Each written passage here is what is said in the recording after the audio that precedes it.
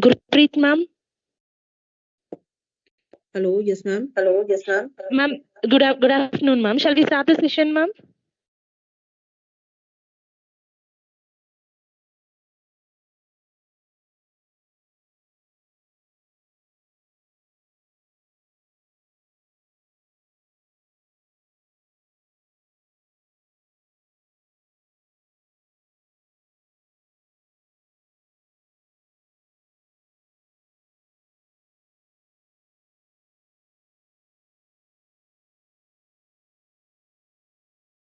Ma'am, shall we start the session, ma'am?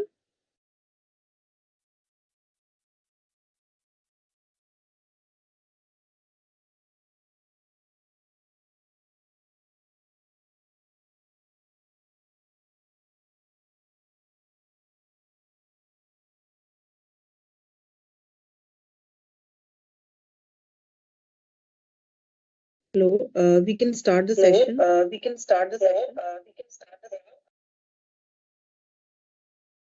Yes, ma'am.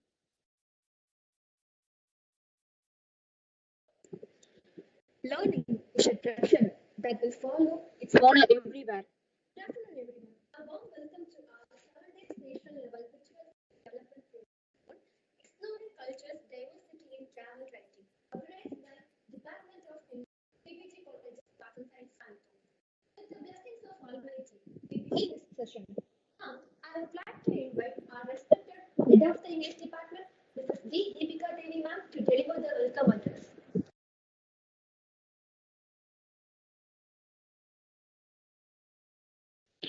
Thank you, Sharmila ma'am. Good afternoon to one and all present here. A warm welcome to you all. I feel privileged to invite you all for the 7 days virtual national level faculty development program on exploring culture, diversity in travel writing, organized by Department of English, PPG College of Arts and Science, Coimbatore. A leader is one who knows the way, goes the way, and shows the way. I would like to welcome the management of PPG Group of Institutions to this forum in their absentia. Welcome you, sir. Who you are surrounded by often determines who you become.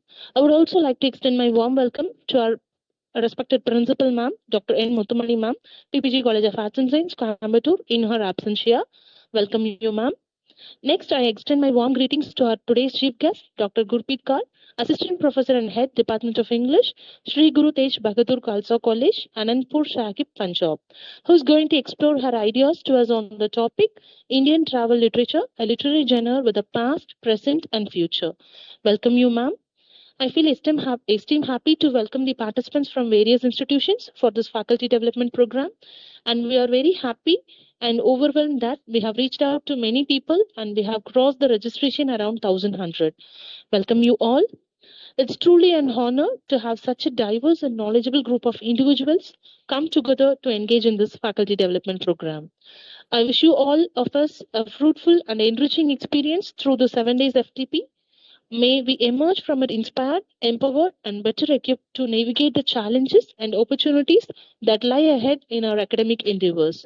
On behalf of PPG College of Arts and Science, and on my own behalf, again extend my heartfelt welcome to all. Thank you all. Have a nice day. Thank you, ma'am. Now, as we prepare to enjoy the purpose of the gathering, we would like to invite Dr. R. Sujitra, Assistant Professor, Department of English, to introduce our esteemed chief guest.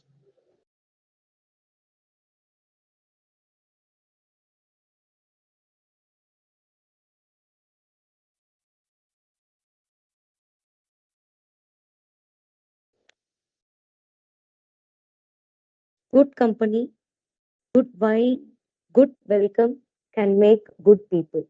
With this quote, it is my great pleasure to introduce our today's chief guest, Dr. Gurpreet Kaur, Assistant Professor and Head PG Department of English, Sri Guru Tej Bahadur Khalsa College, Punjab. As an accomplished educator whose dedication to academics and contributions to society have left an enduring impact. She holds PhD in English, B.Ed. MA in English, and BSc in Medical Sciences from Punjab University. With more than 9 years of experience, she has previously worked as assistant professor at Sri Guru Granth Sahib World University, Institute of Engineering and Technology, and in Government Polytechnic for Women. So beyond academics, Dr. Gurpreet Kaur is actively involved in various social causes. She serves as the National Vice Chairperson for the Anti-Corruption Foundation of India and is a dedicated member of the Others Foundation for Special Children in Punjab. Dr. Gurpreet Kaur has made significant contributions to the field of literature and education.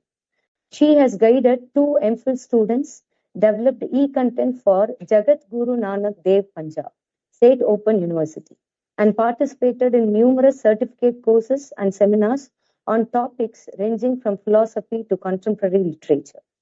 She is an active member of various academic and professional associations such as ELTAI Literary Voice and English Language Skills Training Academy Asia. She has authored and edited several books, contributed more than 20 essays, published 58 papers in various seminars and conferences, 43 publications in national and international level journals, and also she acted as a resource person in various FDPs, conferences, and webinars. Her work encompasses a wide range of topics, including communication skills, literature, ethics, and social issues. Dr. Gurpreet Kaur embodies the essence of academic excellence and social responsibility. Her unwavering commitment to education and community upliftment serves as a fire of inspiration to us all. With this, I am very much pleased to invite Dr. Gurpreet Kaur, Assistant Professor and Head, PG Department of English, Sri Guru Tej Bahadur Khalsa College, Punjab, to take over the session. Ma'am, please. Thank you very much, ma'am, for such a wonderful introduction. I would like to thank the management of the college, the head of the department, and Dr. Meneka, especially for giving me this opportunity to share my views on this platform, on the subject of this FDP. So before I start, I want you to kindly allow me to share my PPT on my other platform, so that I can share my PPT with everyone.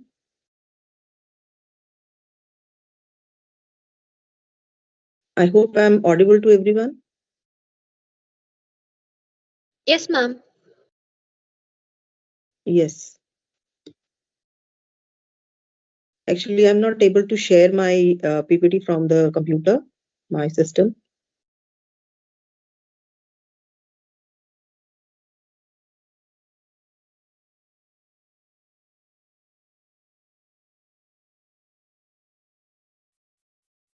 Ma'am, please wait for a minute, ma'am. Okay. I'm just waiting.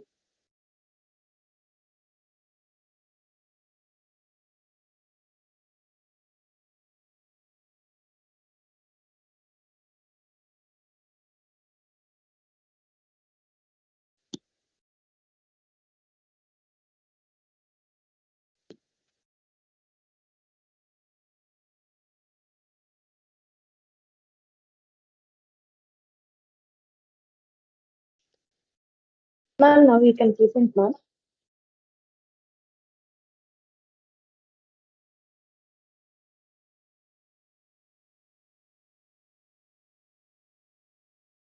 I think that option is still not open for me.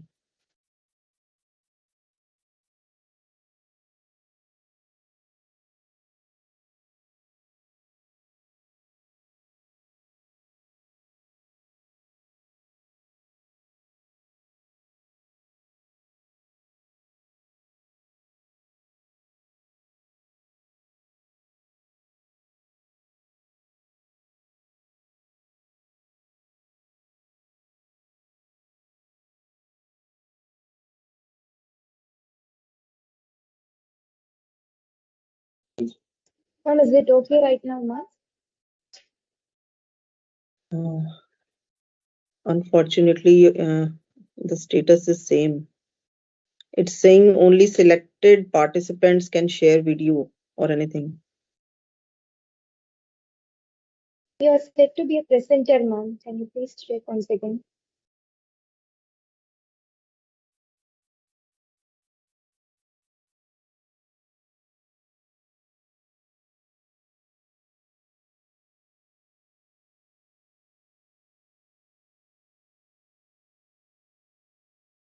Are you making any changes in the settings?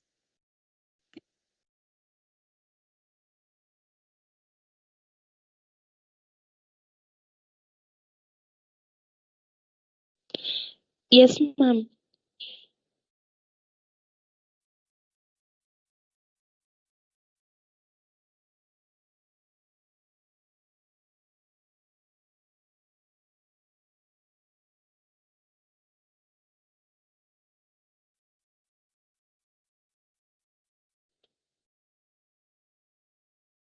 Ma'am, kindly check now, ma'am. It's still the same status.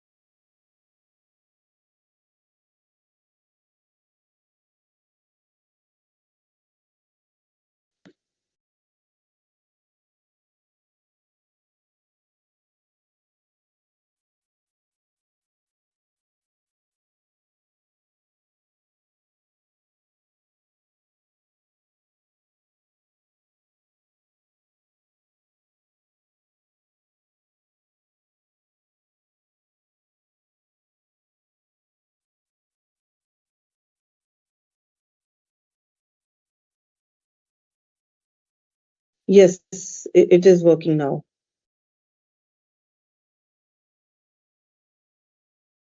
Yes, ma'am. Thank you, ma'am. I'll just share my PPT.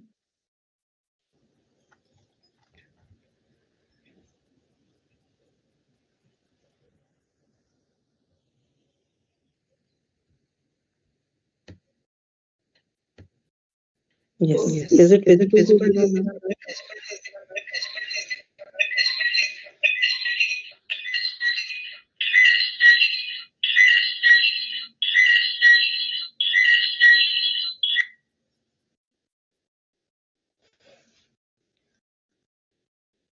Am I audible now?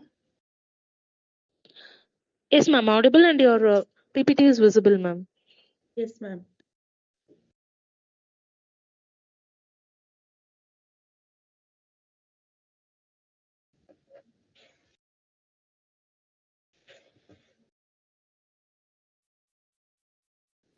Am I audible now?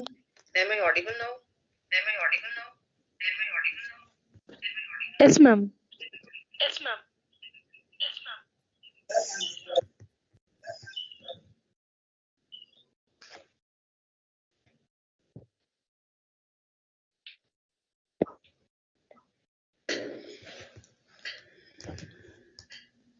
Okay, so let's start with the presentation. We have been here since a while, and we have all been waiting about the subject that we will be taking up. Yes, ma'am. Ma'am, your voice is not audible. It's echoing, ma'am. It's echoing. Yes, ma'am. Your voice is echoing, ma'am.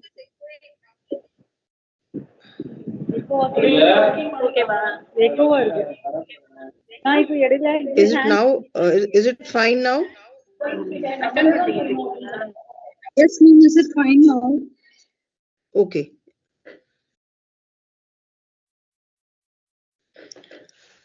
So we are here to discuss about the different aspects of travel literature, and we have all been into traveling from one place to another since we have born. So we have had different experiences. Everyone has gone through different, you can say, different places, different, you can say, different aspects and different point of views while traveling to different places.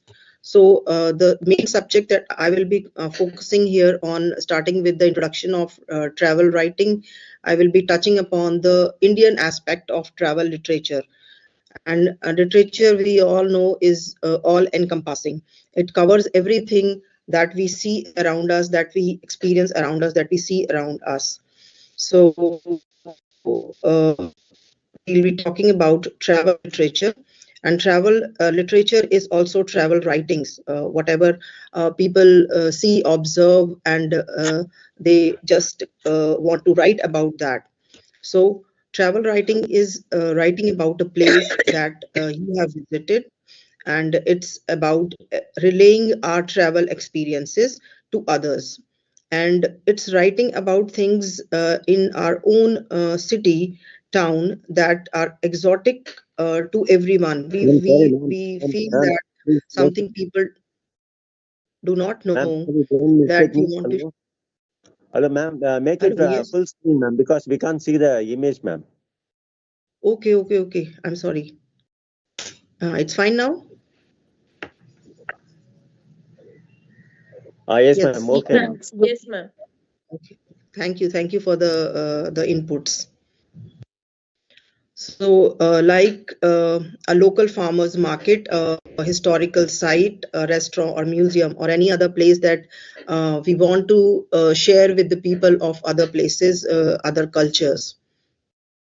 So first of all, it is acquainting ourselves with the owner. So travel writings are often associated with tourism and includes guidebooks meant to educate the reader about the destination, provide advice for visits, and inspire readers to travel. Travel writing may be found on websites, in magazines, and books. So we come across many, you can say, forms of travel writings. And travel writings is a form of creative nonfiction. Basically, it is creative nonfiction. Why? Because it is a kind of fiction that is based on the reality that we create ourselves. We see, we experience, we feel, and we try to create it in the form of a fiction, in which the narrators encounter with foreign places and they serve as the dominant subject. So it is also known as travel literature. There are various contemporary travel writers we have come across in English, and travel writing is part reporting, part diary. There are different forms of travel writing, and part providing travelers information. It's about traveler, and it is also about the traveler has seen. So travel writers, they create their art using a multitude of different styles and techniques, but the generally share characteristics like. So basically, many things on sort of travel literature, like clear writing style. They have to write in a very clear and simple writing style without any affectation, used by a writer who knows the point of the story, gets to it quickly, and gets it across to the reader strongly and with brevity and clarity. That is the first condition. And then it has to be a strong sense of writer's personality, ideally demonstrating intelligence, wit, and style. So the writer's, you can say, personality should be visible. His wit and his style is visible in his writing. So the writer makes use of his personal experiences, some anecdotes and quotations also, to add life to the piece of writing. Like we'll come across some writings that I've taken up, especially from the Indian literature context, and you will see that I have mentioned some personal experiences, some anecdotes, and some quotations also, which the writers have added to make it lively and to make it lifelike. And then vivid reporting is also very important. The ability of the writer to convey to readers using as many of the senses as possible. Means whatever the writer has felt, he has seen, or he has touched, all the kind of, you can say, senses the writer should involve while he's writing about his travel experience. So it has to have a high literary quality and good grammar and syntax. These are some basic, you can say, requirements while writing a piece of writing. So practical and accurate information is also necessary when you want to have a look at the different kind of literature. So I have classified here writings based on some aspects. Like the first one I've taken up is the writings which have a sense of place.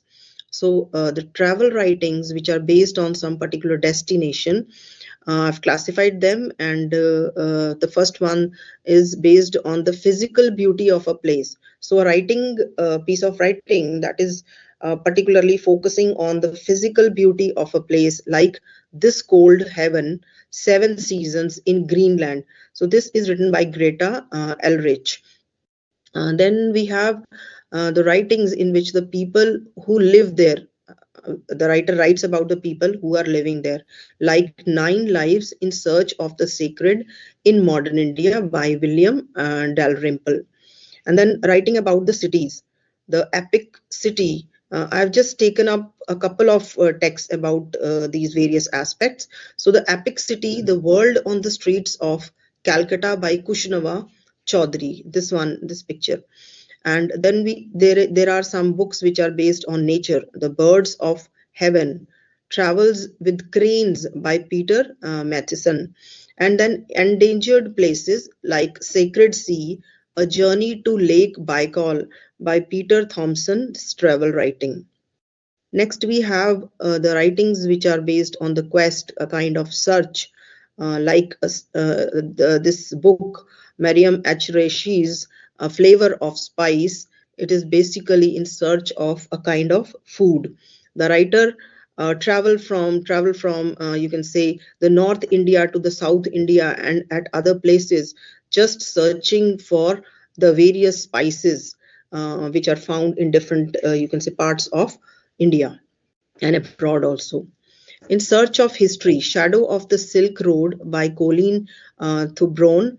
In Search of Legends, The Lost City of Zed, A Tale of Deadly Obsession in the Amazon by David Gran.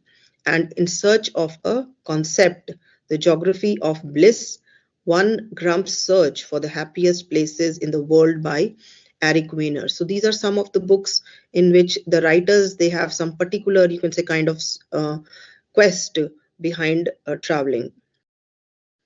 Then these are some books which focus on the travelers and the travel that heals. It's a book To a Mountain in Tibet by Colin Thubron, and Travel That Leads to Self-Discovery, Native Stranger, A Black American's Journey into the Heart of Africa by Eddie L. Harrison. See, I'm not going into the details of these books. I've just picked up them for you to later on see and go through and search for yourself about it. I'll be just focusing on some of the books from the Indian literature after this classification. So then we have next is Return Trip, where the focus is on returning from a trip. An Unexpected Light Travels in Afghanistan by Jason Elliott.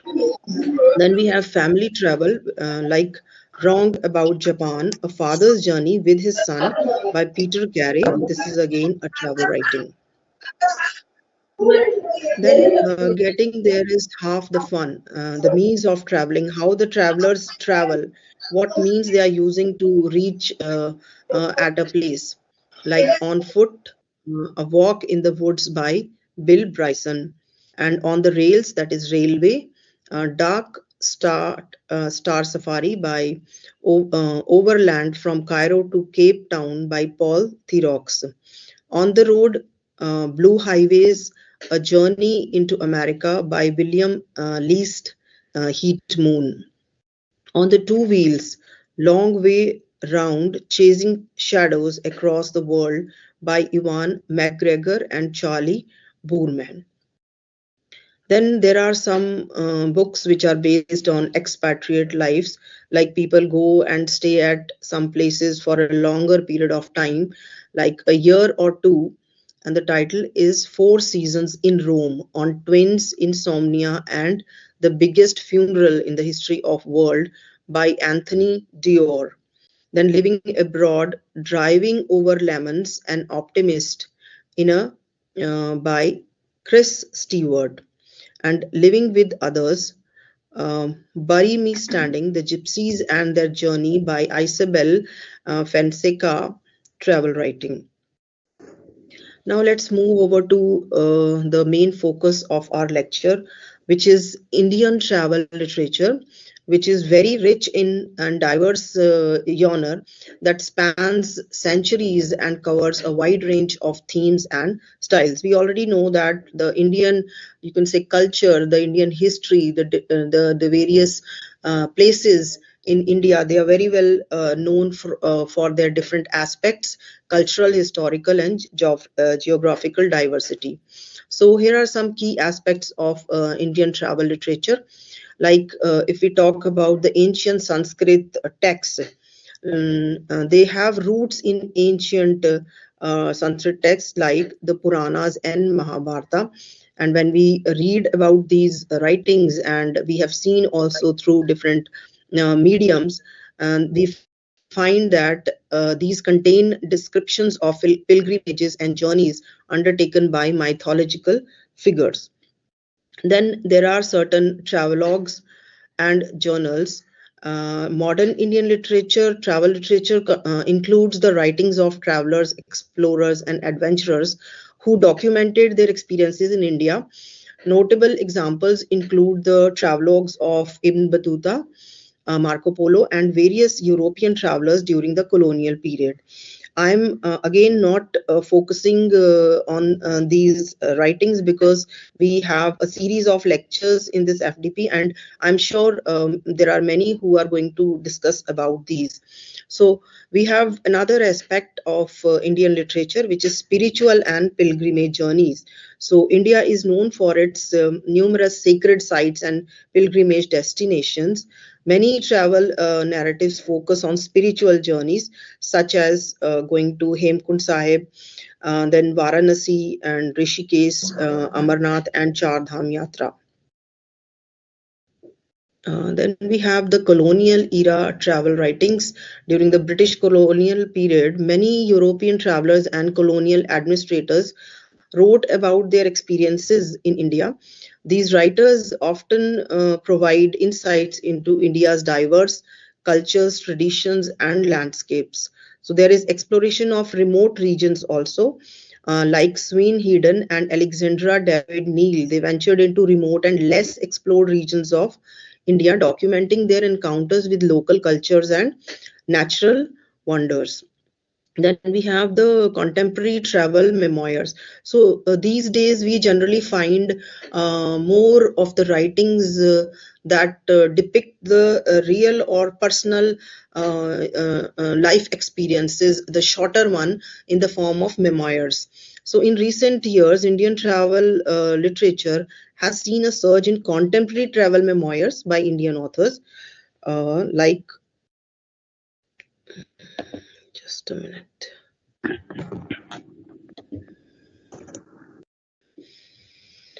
Like we have writers like Pico Iyer and Shantaram by Gregory David Roberts, and the Motorcycle Diaries of Che Guevara, who explored India's contemporary landscape.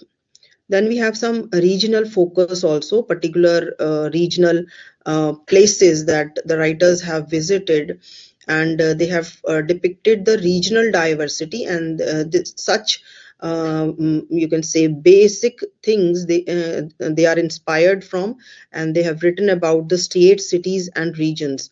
For example, travel books dedicated solely to exploring Rajasthan, Kerala, and Himalayas. And then there are some books which are on Calcutta that we will be taking up. Then there is one writing by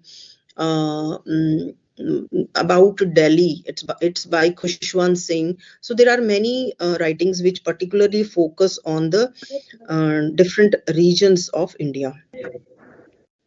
Then there is intersection with fiction. Indian travel literature often intersects with fiction as authors draw inspiration from their journeys to create novels that blend travel narratives with imaginative storytelling. There is cultural exchange also, and it highlights the cultural exchange between travelers and the local communities, shedding light on the dynamics of cross-cultural encounters. So as I will be focusing on Indian literature, I will be taking up some writings which are typically portraying how the travelers and the local people, they communicate, and there is a kind of cross-cultural exchange also. So then there is impact of technology in the digital age. There are travel blogs. So we very well see that there are different, we are able to visit different places of the places, and that is possible through travel blogs. And then vlogs are also created on the social media. We can see that people are traveling to different places and showing us the things about those places if we are not able to travel to that place. Now, the first text that I will be taking from the Indian literature is The Epic City, The World on the Streets of Calcutta. It was written in 2017 by Kushnava Chaudhary, and definitely this is a travel literature book, and it offers a unique perspective on the city of Kolkata, blending elements of memoir, history, and cultural exploration. So most of the travel writings that you will find the amalgamation of these three elements a lot, like memoir, history, and cultural exploration. Chaudhary, an Indian-American writer, reflects on his experiences and observations while living in Kolkata, providing readers with a deep dive into the city's complex and richly layered culture. So this writer, Kushnava Chaudhary, he is an American Indian. When he was young, he stayed in Kolkata. He had his observations at that time many years back. Then he goes to America, and when he comes back, he finds a lot of difference in the culture, in a lot of difference in the places, how this technology has taken over during that period of time when he was abroad. So this book is a personal exploration of Kolkata's history, politics, and everyday life, making it a compelling travel narrative that offers a nuanced portrayal of this vibrant metropolis. There are different, you can say, impressions these books leave behind. Like there is literary heritage. Kolkata has a rich literary tradition, and Chaudhary delves into the city's connection to famous writers like Rabindranath Tagore and Satyajit Ray. So once he is in Calcutta, writing about Calcutta, it is indispensable for him to talk about Rabindranath Tagore and Satyajit Ray. He explores how literature and storytelling are integral to the city's identity. So he finds that this place is an intellectual hub. So the book highlights Kolkata's historical significance as an intellectual hub in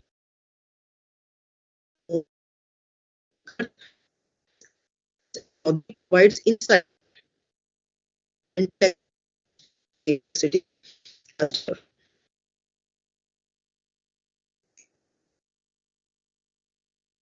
Kolkata.